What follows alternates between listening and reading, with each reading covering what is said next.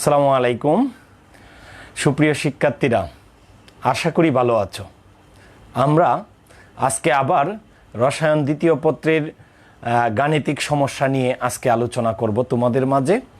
তো তোমরা ইতিপূর্বে আমাদের এই অধ্যায়ের পরিমাণগত রসায়নের দ্বিতীয় পত্রের বেশ ছয়টা ক্লাস করে ফেলছো।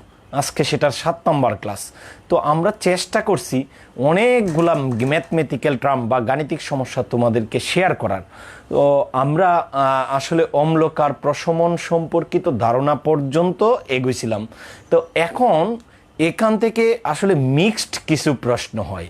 এখন পর্যন্ত যত ধাপে ধাপে অঙ্কগুলা করাইছি সেগুলা মিক্সড আকারে তোমাদেরকে আসতে পারে পরীক্ষায়। খুবই গুরুত্বপূর্ণ মিক্সড প্রশ্নগুলা। আজকে তোমাদের মিক্সড প্রশ্নগুলা নিয়ে আলোচনা করব। আবার অনেকেই মেসেঞ্জারে ছবি পাঠাইছো, স্যার এই অঙ্কটা পারি না, ওই অঙ্কটা পারি না, বা একটা প্যাটার্ন দেখাইছো, এটাকে আবার একটু রিপিট করেন। এই বিষয়গুলোও তোমাদের থাকবে অবশ্যই। আমরা চাইবো যে ওই রিপিটেশনগুলোও থাকবে, প্লাস নতুন কিছু বিষয়ও থাকবে তোমাদের সাথে। তো তোমার সবার আগে যেটা করতে হবে, কে কোথা থেকে জয়েন করছো তোমাদের বন্ধুদেরকে জানাও। একটা বড় ক্লাসরুম তৈরি হোক, ভার্চুয়াল ক্লাসরুমে আমরা অংশগ্রহণ করি। আবার ম্যাথমেটিক্যাল টার্ম সেহেতু উত্তরগুলো আমাদের সাথে কমেন্টের মাধ্যমে যুক্ত থেকে তোমরা আমার ক্লাসরুমটাকে সমৃদ্ধ করতে পারো। আর একটা ব্যাপার হচ্ছে, তোমরা যত বেশি শেয়ার করবা তোমাদের মধ্যে এটা নিয়ে আলোচনা তত বেশি হবে, তত তোমাদের জন্যই উপকার হবে। তো শেয়ার করো, কে কোথা থেকে জয়েন করছো সেটা জানাও। আর সব কিছু সাউন্ড, তারপরে আমি যেহেতু গ্রামের বাড়ি থেকে ক্লাস নিচ্ছি, তোমার নেটওয়ার্কে কোনো প্রবলেম হচ্ছে কিনা এই বিষয়গুলোও একটু জানাও। আর জানানোর পরেই আমরা ক্লাসটা শুরু করতে পারি। তো আমি একটু তোমাদের কমেন্টগুলো দেখবো, কে কে জয়েন করছো, কোথা থেকে জয়েন করছো। আর উত্তরগুলা সাথে সাথে না দেখতে পারলেও পরবর্তীতে আমরা দেখে নিব। তো আসো আমরা বিষয়গুলা একটু আগের বিষয়গুলো একটু রিপিট করি। আমরা প্রথমে পড়ছিলাম অম্লকার মূল সম্পর্কিত ধারণা। প্রথমে একবারে মূল, তারপরে হচ্ছে সমীকরণ উৎপাদ, তারপরে হচ্ছে আমাদের গণমাত্রা বিষয়ক, তারপরে অম্লকার প্রশমন। এই অম্লকার প্রশমনেই আমরা 3টা ক্লাস হয়ে যাচ্ছে আজকে নিয়ে। তো এই বিষয়গুলো আলোচনা করতে যাচ্ছি। তো এখন আজকে করব যতগুলা টপিক ছিল তার মিক্সড প্রশ্ন হয়, ওই মিক্সড প্রশ্ন নিয়ে আলোচনা করব। তার আগে একটু কথা বলি, গত ক্লাসে একটু মনে হয় একটু প্রবলেম হয়েছিল। প্রথম অঙ্কটা তোমাদেরকে আমি সলিউশন করে দেই নাই। সলিউশন করে না দেওয়াতে এই প্রবলেমটা হয়েছে। আসলে সলিউশন করে দিলে আর প্রবলেমটা হতো না। আমরা আয়তনটা যদি মিলিলিটারে থাকে তাহলে কিন্তু এখানে মোল বের হয় না। n = তো S × V, তাহলে এই ক্ষেত্রে ভিটা অবশ্যই লিটারে নিতে হবে, তাহলে লিটারে নিয়ে নিতে হবে। অথবা তুমি যদি মিলি লিটারে বের করো তাহলে কিন্তু মিলি মোলে নিতে হবে। আচ্ছা, যা হোক, আমরা এটা নিয়ে আর কথা না বাড়াই, আমরা এখন অঙ্ক করলেই ক্লিয়ার হয়ে যাবে বিষয়গুলা। তো আসো আমরা প্রথমেই একটা অঙ্ক একটু দেখতেছি, একটু ফোকাস করো যে এইখানে দেখি। আমরা এখানে গাণিতিক সমস্যা 1। তাহলে এখানে একটা পাত্রের মধ্যে আমরা পানি নিছি, আর পানিটার মধ্যে 400 ml পানি আছে। 400 ml পানির মধ্যে আমরা একটা চুনা পাথরের অনাদ্র কথার অর্থ হলো শুষ্ক চুনা পাথর নিলাম 0.5 গ্রাম। নেওয়ার পরে এখানে দ্রবীভূত দ্রবণ তৈরি হলো। তো সেই দ্রবণটা থেকে আমি কি করলাম, দ্রবণটাকে প্রশমিত করার জন্য, এটা তো ক্ষার দ্রবণ নিঃসন্দেহে, চুনা পাথরের দ্রবণ ক্ষারে হয়, মানে ক্যালসিয়াম হাইড্রোক্সাইড হয়ে যায় ওখানে। তো এটাকে প্রশমিত করার জন্য 0.002 মোলার হাইড্রোক্লোরিক অ্যাসিড ব্যবহার করলাম এটাকে পূর্ণ প্রশমিত করার জন্য। এখন দৃষ্টান্তটা প্রত্যেকেই ঠিকঠাক বুঝছো কিনা একটু জানাও। আমি আবার বলতেছি ব্যাপারগুলা একটু। অনাদ্র 0.5 গ্রাম সোডিয়াম কার্বনেট দ্রবণ নিলাম কত ml পানিতে, 500 ml পানি, 400 ml পানিতে। সেটাকে প্রশমিত করার জন্য আমরা 0.002 মোলার হাইড্রোক্লোরিক অ্যাসিড, অত্যন্ত লঘু হাইড্রোক্লোরিক অ্যাসিড দ্রবণ দিলাম। এখন প্রশ্ন হচ্ছে, অনাদ্র পদার্থটি দ্রবীভূত অবস্থায় ঘনমাত্রা ppm এককে নির্ণয় করো। এটা কিন্তু ঘনমাত্রা বিষয়ক ধারণা। তাহলে ঘনমাত্রা বিষয়ক ধারণা থেকে আমরা কিন্তু অঙ্কগুলা করতে পারছিলাম। তাহলে এখানে ppm এককে ঘনমাত্রা নির্ণয় করো। তাহলে ppm এককে ঘনমাত্রা নির্ণয় করতে হলে আমরা অনাদ্র পদার্থ দ্রবীভূত অবস্থায় ঘনমাত্রা কতটুকু হয় সেগুলা কিন্তু আমরা মোটামুটি একটা সূত্র বের করছিলাম। সেটা কি মনে আছে কিনা? S = কোনো প্রবলেম হলে সেটা জানাও, আমি সলভ করার চেষ্টা করব। S = কত? এস ইকুয়াল টু বা C equal to W into 1000 divided by M V. মনে আছে কিনা? মিলিলিটার আয়তন থাকলে ঘনমাত্রার সূত্র এটা। তাহলে এখানে যদি আমরা ডব্লিউর মানটা বসাই, ডব্লিউর মানটা হচ্ছে অনাদ্র পদার্থটার ভরটা হচ্ছে 0.5 গ্রাম, বা গ্রামটা আমরা বসাইলাম না, 0.5 ইন্টু 1000 ডিভাইডেড বাই এমটা হচ্ছে মোলার ভর। এখানে মোলার ভর কোন পদার্থটার?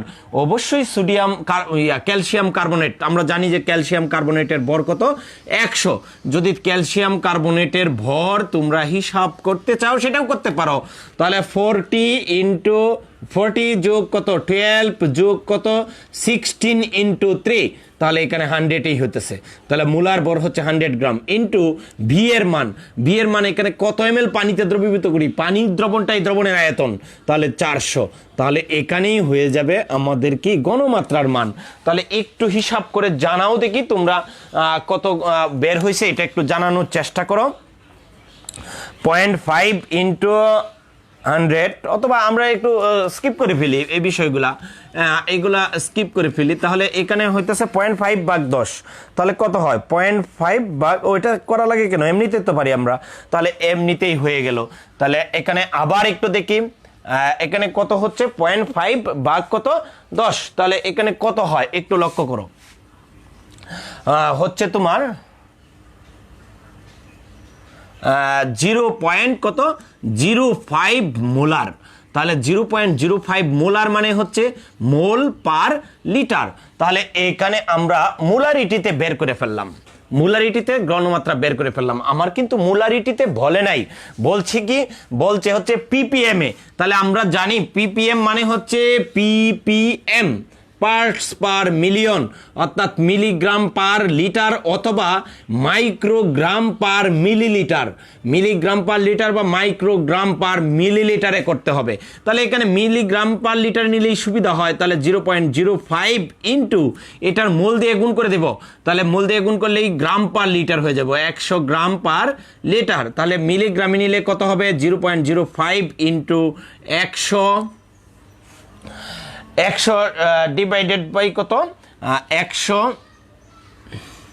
সরি এখানে ভুল হয়েছে তো, সরি আমি একটু দেখো, তোমাদের এটা মেনশন করো, কমেন্ট করো।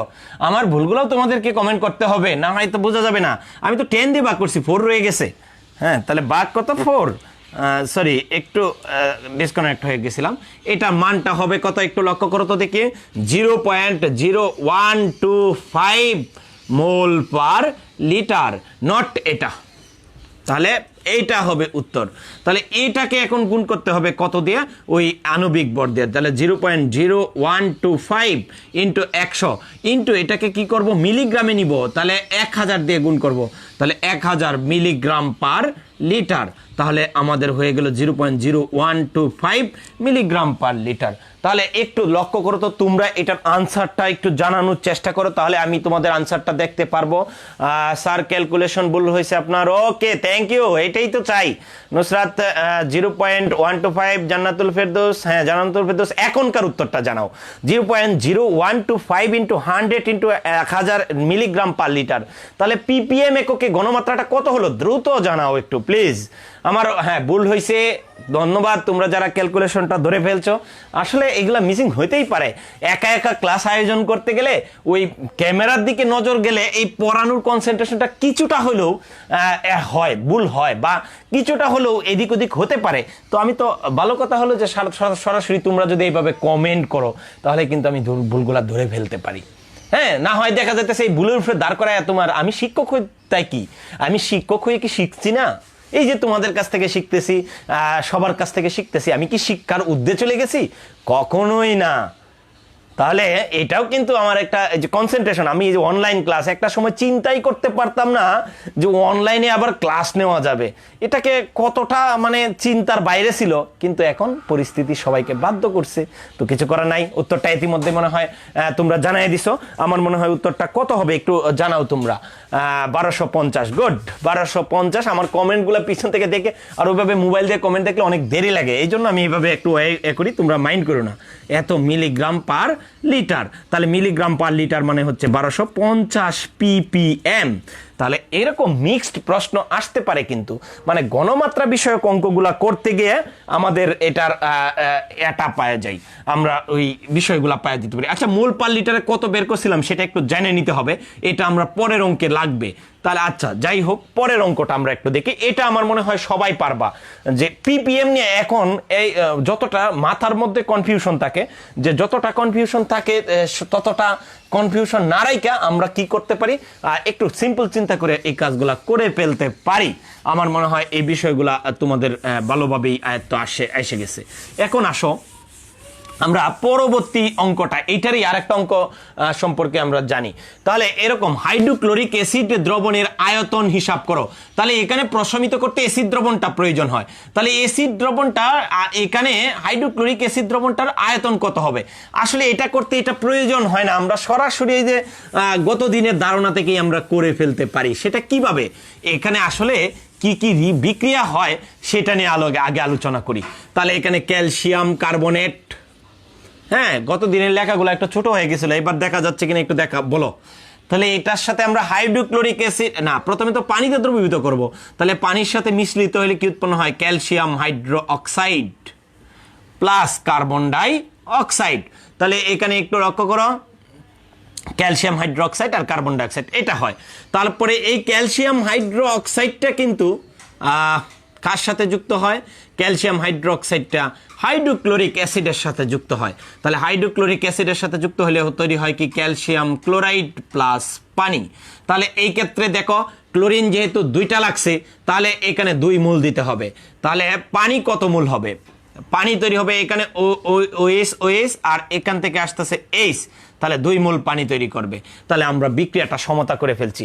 তো আমরা বের করব কার মোল সংখ্যা, কার পরিমাণ? হাইড্রোক্লোরিক অ্যাসিড দেওয়া আছে, কার পরিমাণ? Calcium carbonate. তো হাইড্রোক্লোরিক অ্যাসিডের তো ক্যালসিয়াম কার্বনেট সরাসরি রিঅ্যাকশন নাই। তো আমরা একটু যদি চিন্তা করি, এখানে 2 মোল হাইড্রোক্লোরিক অ্যাসিড সমতুল ক্যালসিয়াম হাইড্রোক্সাইড কয় মোল? 1 মোল, সামনে 1 আছে, তাহলে 1 মোল ক্যালসিয়াম হাইড্রোক্সাইড। তাহলে ক্যালসিয়াম হাইড্রো অক্সাইড, তারপরে 1 মোল ক্যালসিয়াম হাইড্রোক্সাইড তৈরির জন্য ক্যালসিয়াম কার্বনেট কতটুকু লাগে? 1 মোল। তাহলে এটা সমান হচ্ছে, সমতুল হচ্ছে 1 মোল ক্যালসিয়াম কার্বনেট। তাহলে এখানে 2 মোল হাইড্রোক্লোরিক অ্যাসিড সমতুল হয়ে যাচ্ছে 1 মোল ক্যালসিয়াম কার্বনেট। এখন যদি আমরা ওই ধারণাটা লিখি, স্টয়কিওমেট্রির ধারণাটা, তাহলেই কি হবে? স্টয়কিওমেট্রি অনুসারে একটু শেয়ার করো, এই বিষয়গুলো একটু শেয়ার করো, তাহলেই তোমাদের সহজ হবে ব্যাপারটা। N of hydrochloric acid divided by, এটার সামনে অনুসংখ্যা হচ্ছে 2, তাহলে 2 ইকুয়াল টু এটা হবে N of calcium carbonate divided by 1। তাহলে এটার কিন্তু আয়তন বের করতে হবে, ঘনমাত্রা দেওয়া আছে, তাহলে আয়তন বের করব। তাহলে এটার সমান আমরা জানি S into V divided by কত? 2 ইকুয়াল টু, এটার কিন্তু ভর দেওয়া আছে, তাহলে ভরের সাথে সম্পর্কিত মূল সংখ্যার সমীকরণ হলো W ডিভাইডেড বাই M, নিচে 1 আছে। তো এখান থেকে আয়তনটা বের করব। তাহলে V ইকুয়াল টু কত? W into 2 divided by S into M। তাহলে এখানে বের করো W এর মান। সোডিয়াম ক্যালসিয়াম কার্বনেট নেওয়া হয়েছে 0.5 গ্রাম ইন্টু 2 ডিভাইডেড বাই, এখানে আমরা S এর মান দেওয়া আছে, S এর মান কত? অ্যাসিডের ঘনমাত্রা 0.02 ইন্টু M এর মান, M এর মানটা হচ্ছে এখানে সোডিয়াম কার্বনেটের, ক্যালসিয়াম কার্বনেটের পরিমাণ বের করব। তাহলে ক্যালসিয়াম কার্বনেটের ভরটা কত? 100।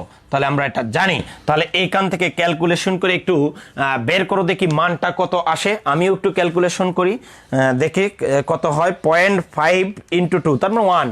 তো 1কে ভাগ করব কত দিয়ে? 1 ভাগ ব্র্যাকেট, ক্যালকুলেশন যেন ভুল না হয়, 0.002 ইন্টু কত? 100, তাহলে হচ্ছে কত? 5। তাহলে এখানে 5 লিটার, কিন্তু আমরা বলছি যে মূলে থাকলেই আয়তন হবে 5 লিটার আয়তন। তো লিটার থেকে মিলিলিটারে তুমি নিতেও পারো, নাও নিতে পারো। তাহলে এখানে 5000 মিলিলিটার, লিটার বা 5000 মিলিলিটার। কে আনসার করছো আমরা এটাও দেখব পরবর্তীতে। তো আমার মনে হয় তোমাদের এই অঙ্কে নিয়ে আর কোনো সমস্যা হবে না।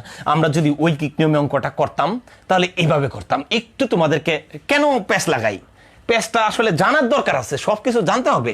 তাহলে এখানে এইভাবে করতাম, হাইড্রোক্লোরিক অ্যাসিড এই যে এটা থেকে লিখতে পারতাম যে এখানে 2 ইন্টু হাইড্রোক্লোরিক অ্যাসিডের এটা লিখতে পারতাম 1000 মিলিলিটার 2 মোলার, কারণ 2 মূল পদার্থ যদি 1000 মিলিলিটারের মধ্যে। আচ্ছা, বিকল্প পদ্ধতিটা আমি একটু তোমাদেরকে দেখাই।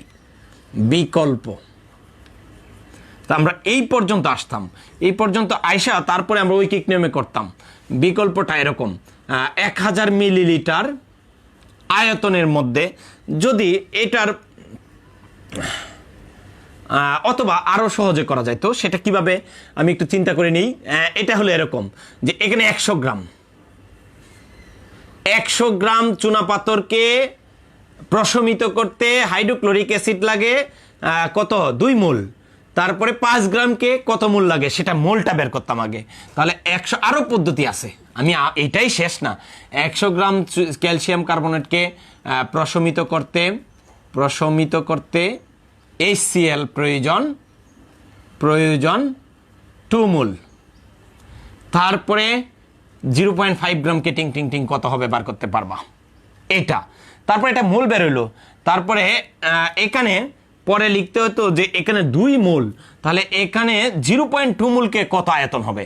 তার মানে লেখবা যে এরকম যত মোল বের হবে ওইটার আয়তন হচ্ছে 22.4 লিটার, পরে এত মোলের আয়তন কত। একটু পেশাল হয়ে যেত, যাও আমার ওই পেশালে এখন আর চাইতেছি না। আমার হাতে বাজেট আছে, আরো অনেকগুলা অঙ্ক তোমাদেরকে করাবো, এই জন্য চাইতেছি না ওটা।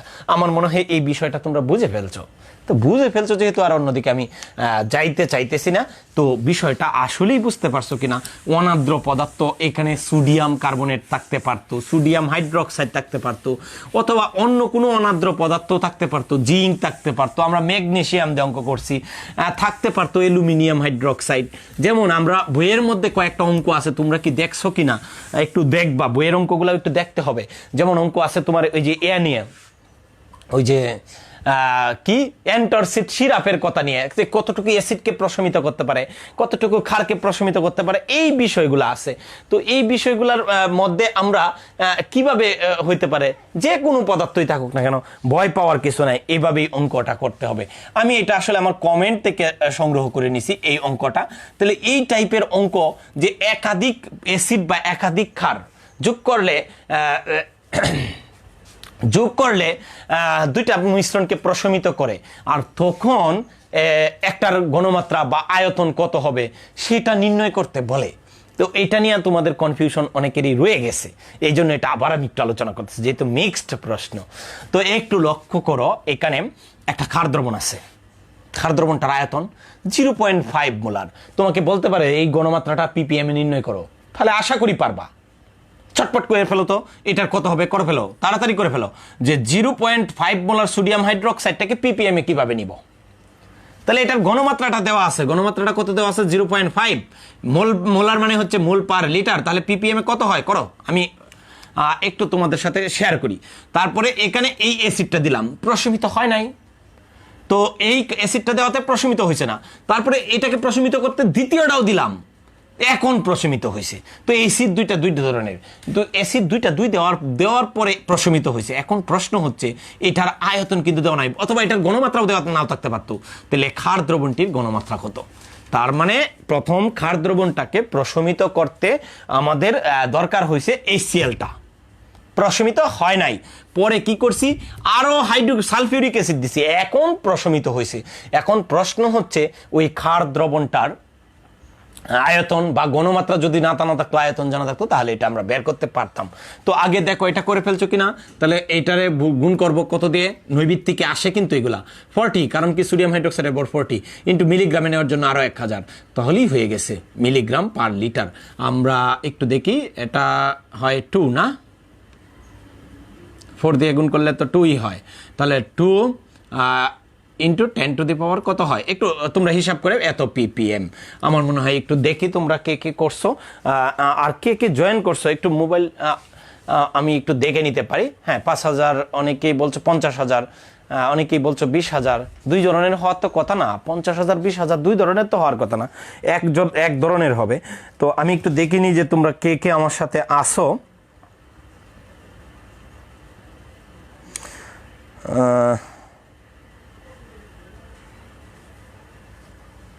আমরা এটা একটু লক্ষ্য করো, আমরা দেখি যে এখানে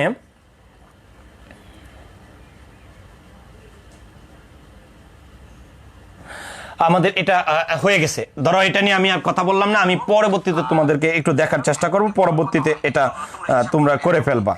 একটু মনে হয় দেখতে অসুবিধা হয়, দেখতে অসুবিধা হলে তোমরা একটু বলতে পারো যে স্যার আমার দেখতে অসুবিধা হয়, তাহলে আমরা ওই বারবার ক্লিক করলে একটু হয়তো হয়ে যায়।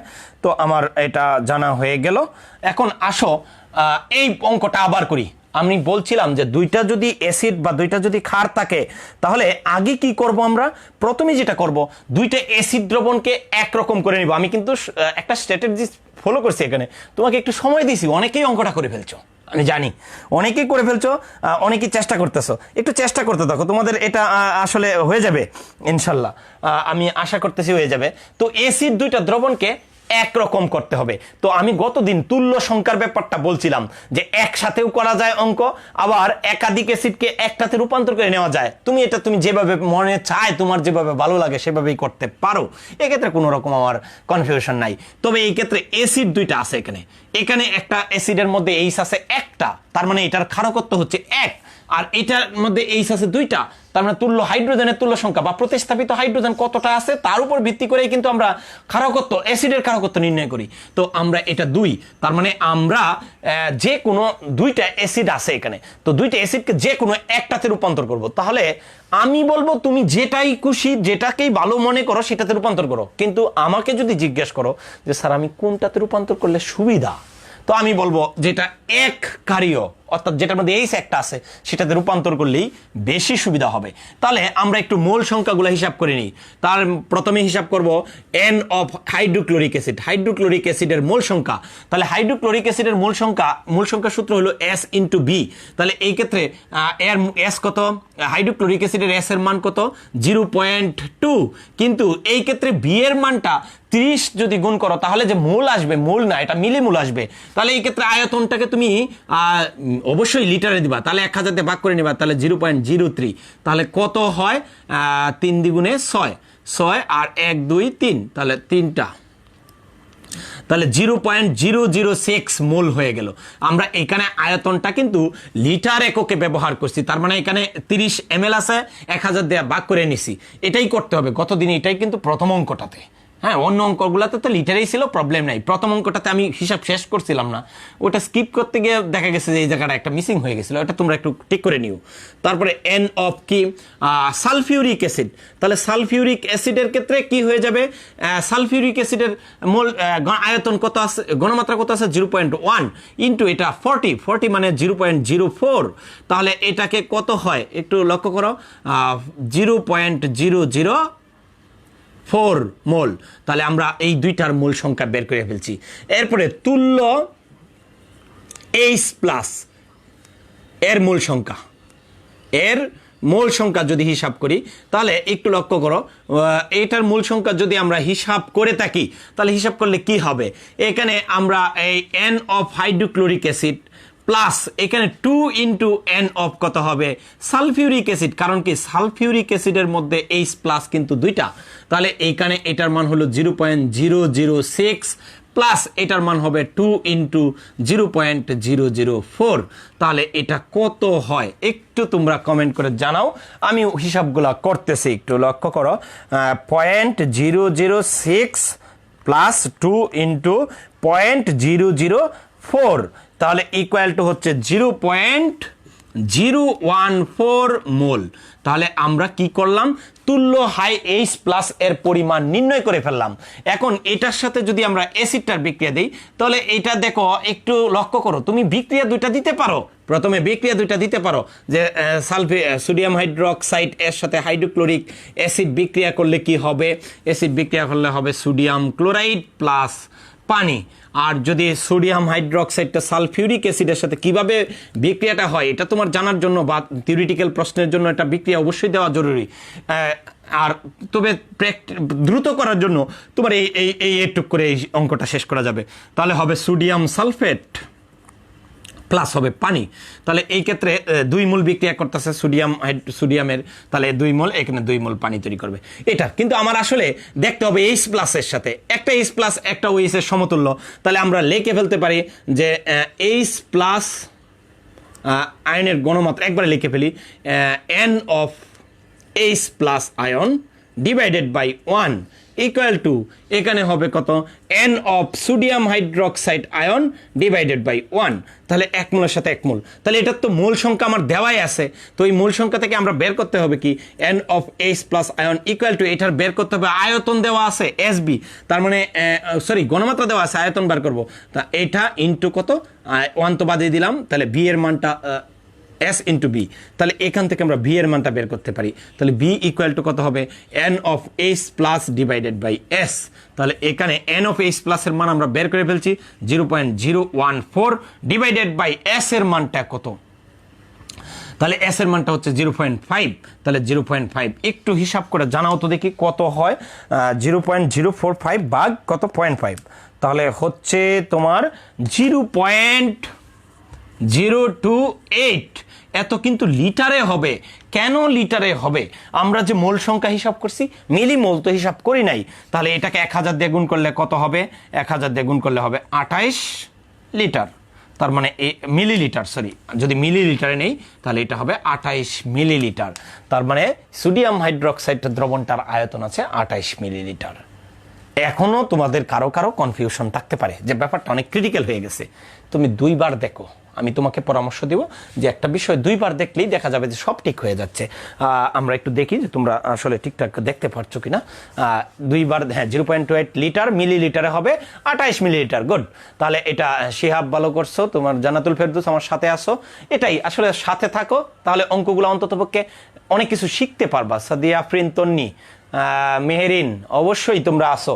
আর এই থাকাটাই আসলে আমার ভালো লাগা, আমার অনুপ্রেরণা। হ্যাঁ, তারপরে ওই যে জান্নাত আসো, অরবিন্দ, জান্নাত, শিয়া, তারপরে হিমন তো আসোই। হিমন, তোমার আসলে যারা পরীক্ষার্থী আসো তাদের জন্য খুব কষ্ট লাগে যে আসলে এই উদ্দেশ্যহীন সময়ে আসলে পৃথিবীতে কেউ পড়ছেন কি না সেটা আমার জানা নাই আসলে। তারপরেও তোমরা একটু নতুন করেই তোমাদের জন্য একটু সুযোগ যে তোমরা দেখতে থাকো, কি করবা, এখন তো আর কিছু করার নাই, আসলে আমাদের তো দেখতেই হবে। আচ্ছা, তাহলে এখন আমরা পরবর্তী অংশটা দেখব। তাহলে এটা পরবর্তী অংশ দেখার আগে এই বিষয়টাতে আমি আবার একটু কনসার্ন নেই, তোমাদের একটু সময় জ্ঞাপন করি। সেটা হচ্ছে একাধিক কোনো পদার্থ থাকলে সেটাকে তুমি কি করবা, প্রথমে যে কোনো একটা অ্যাসিড অথবা H প্লাস অথবা OH, কার যদি 2টা থাকতো তাহলে 2টা OH এর ঘনমাত্রাটা বা মূল সংখ্যাটা বের করে আমরা হিসাবটা করতাম। আশা করি ব্যাপারটা পরিষ্কার। তো এখানে আমরা আর সময় জ্ঞাপন না করি, আমরা পরবর্তী আরও একটা অঙ্ক দেখি। মিক্সড প্রশ্ন, তো আমরা আগামী দিন কিন্তু অঙ্ক আর করব না, আগামী দিন আমরা নির্দেশক নিয়ে কথাবার্তা বলবো। আর একটা ক্লাস হলেই নির্দেশক শেষ হবে, আর নির্দেশক শেষ হলেই আমরা পরবর্তীতে জারণ বিজারণ শুরু করতে পারবো ইনশাল্লাহ। আগামী সপ্তাহে যদি আমরা সবকিছু ঠিকঠাক থাকে, আল্লাহ যদি সবাইকে সুস্থ রাখে, আমরা আবার জারণ বিজারণ নিয়ে আসবো। তার আগে নির্দেশক থেকে প্রশ্ন হয়, 18তে একটা প্রশ্ন আসছিল, তোমরা অনেকেই দেখছো হয়তো বোর্ড প্রশ্নে। সেই নির্দেশকের বিষয়গুলো আরো পরিষ্কার ধারণা দেওয়ার জন্য আমি আসবো তোমাদের কাছে। তো আসো, আরেকটা প্রশ্ন একটু আমি এটাকে, এখানে তো আসেই, আমি এখানে একটু দেখাই, আবার বোর্ডের মধ্যে দেখাই। আমার কেন জানি মনে হয় দেখে দেখে দেখানো সে একাই দেখানোটা আরো বেশি সুবিধাজনক আমার জন্য।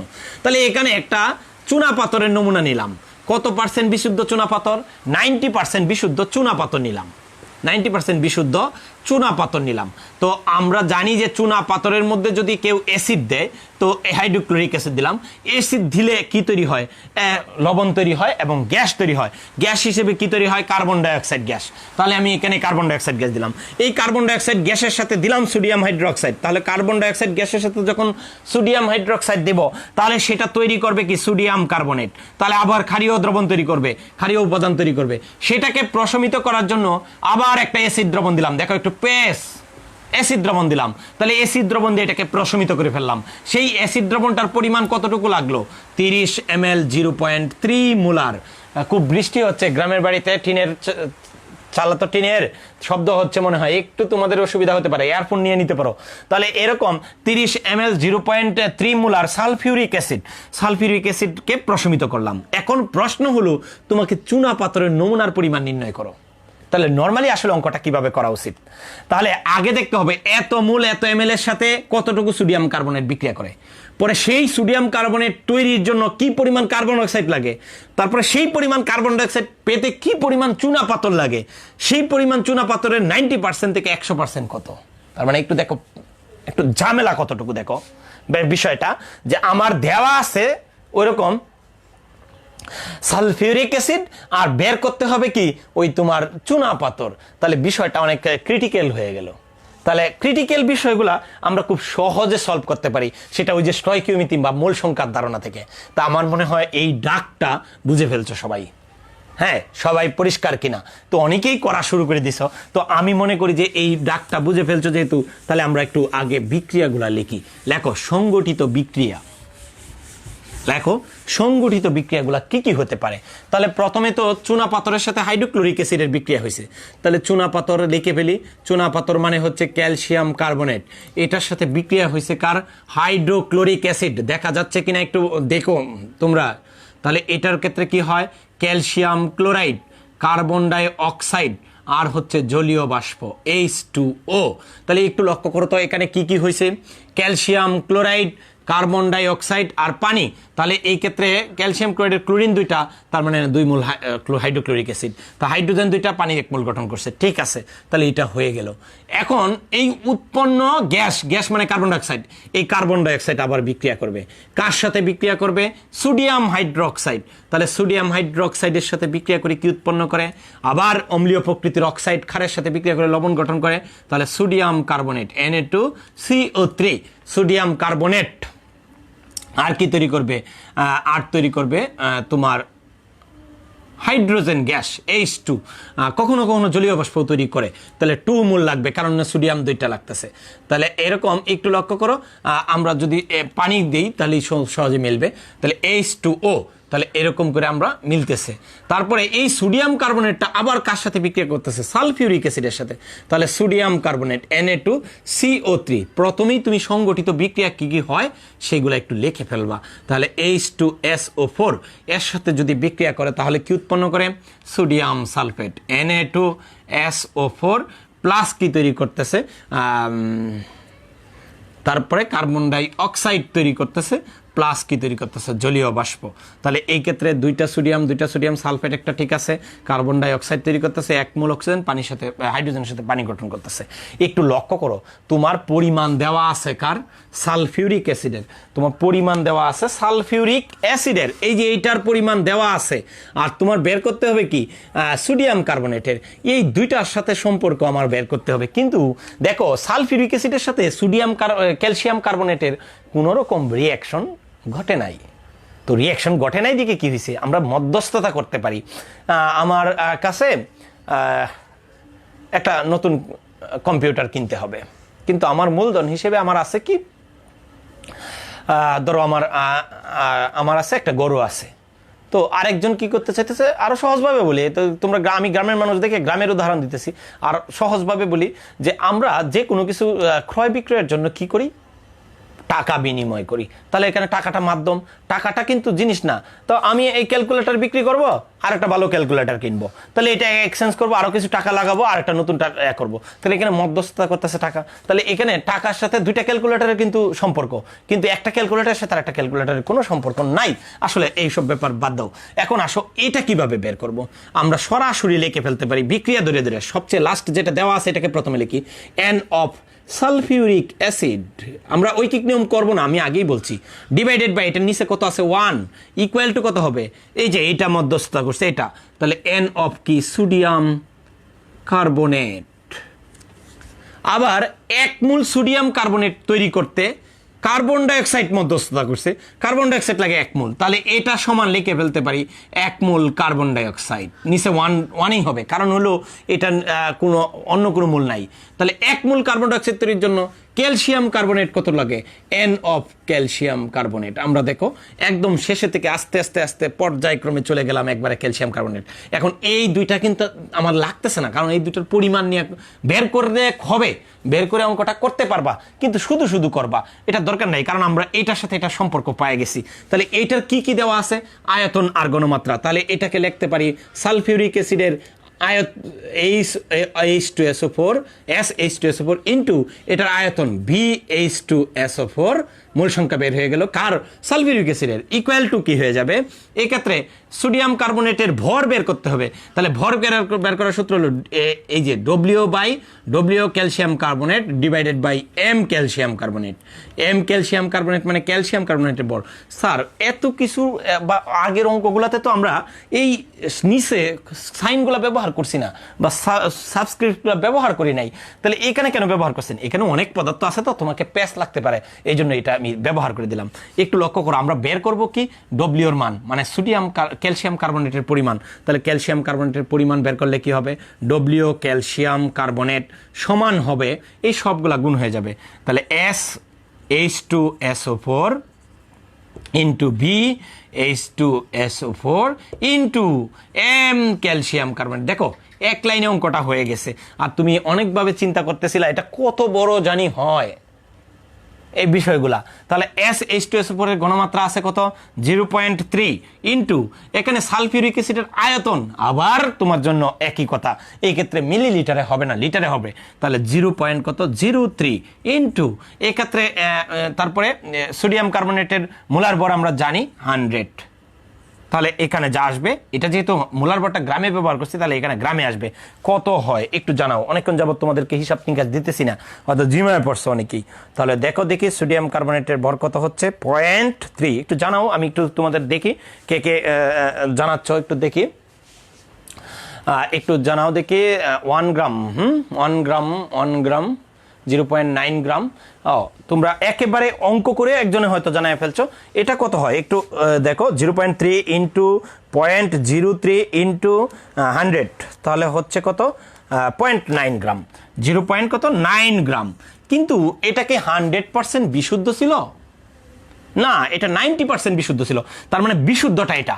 তাহলে আমার তো মোট নমুনা বের করতে হবে। তাহলে মোট নমুনা কিভাবে বের করব, লিখবো এভাবে, 90% চুনা পাথরের নমুনা সমান হচ্ছে 0.9 গ্রাম। তাহলে 100% নমুনা মানে ভেজাল সহ কত হবে এটা বের করতে হবে, 0.9 ইন্টু 100 ডিভাইডেড বাই কত, 90। তাহলে আমার মনে হয় 1 গ্রাম। তো অনেকেই এই 1 গ্রাম আগেই করে ফেলছো। তাহলে দেখো তোমার এই অঙ্কটা কত দীর্ঘ করেও করা যায়, আবার কতটা শর্ট লিভ করা যায়। আমার মনে হয় এই বিষয়টা তোমরা পরিষ্কারভাবে বুঝতে পারছো। তো প্রত্যেকের বইয়ের মধ্যে একটু দেখতে হবে যে প্রত্যেকের বইয়ের মধ্যে কিন্তু প্রচুর অঙ্ক আছে। তো প্রচুর অঙ্ক থাকলে সেই অঙ্কগুলার উদাহরণগুলো তুমি পারো কিনা সেই বিষয়গুলা কিন্তু আমাদের জানাতে হবে। তো আমরা মোটামুটি এই বিষয়গুলা সম্পর্কে একটা পরিষ্কার ধারণা পেয়ে গেলাম। আমার মনে হয় যে তোমাদের আর পেস লাগার কথা না, একটু বেশি করে প্র্যাকটিস করতে হবে।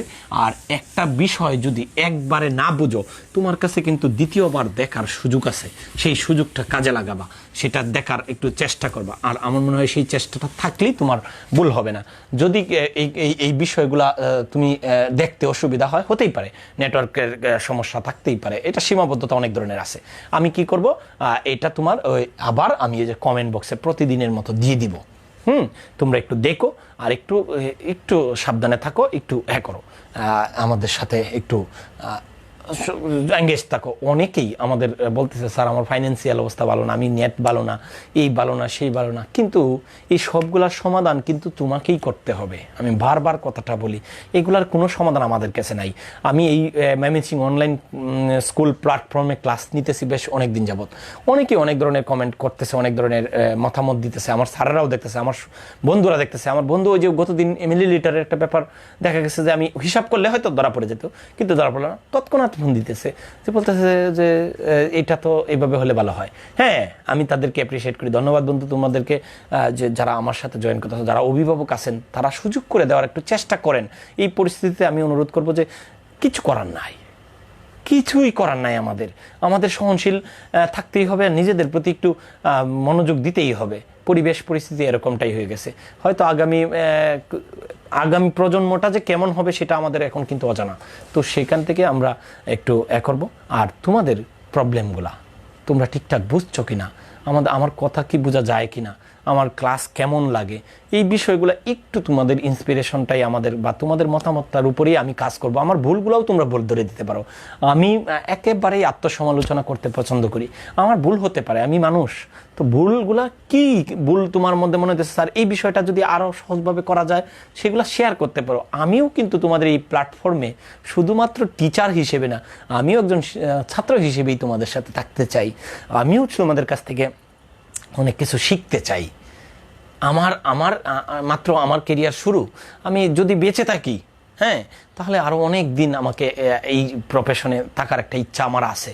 তো ইচ্ছা যেহেতু আছে, আমি নিজেকে সংশোধন করতে চাই, নিজেদের ভুলগুলো করতে চাই। আমি কথাগুলো প্রাসঙ্গিক না, ক্লাসের সাথে একেবারেই যায় না, তারপরও আমি বলে ফেললাম, আমি আবেগ থেকেই বলে ফেললাম, সরি। তো বিষয়গুলো হচ্ছে তোমরা একটু আমাকে শেয়ার করো যে আসলে তোমাদের আর কি কি ব্যাপার ঝামেলা লাগতেছে। তো এই বিষয়গুলো থেকে আমি আলোচনা করার চেষ্টা করব আর কি, যে তোমরা কেমন লাগতেছে এই বিষয়গুলো যদি জানাও। আর কি কি টপিক্সের উপর ঝামেলা আছে আমাকে মেসেঞ্জারে দাও, কমেন্টেও জানাতে পারো। মেসেঞ্জারে দাও, কমেন্টে দাও, আমি এগুলোর উপর ভবিষ্যতে আলোচনা করব। আশা করতেছি তোমরা বুঝবা। তো আমার যে সময়টা ছিল সেই সময়টা বেঁধে দেওয়ার সময় চলে গেছে অলরেডি।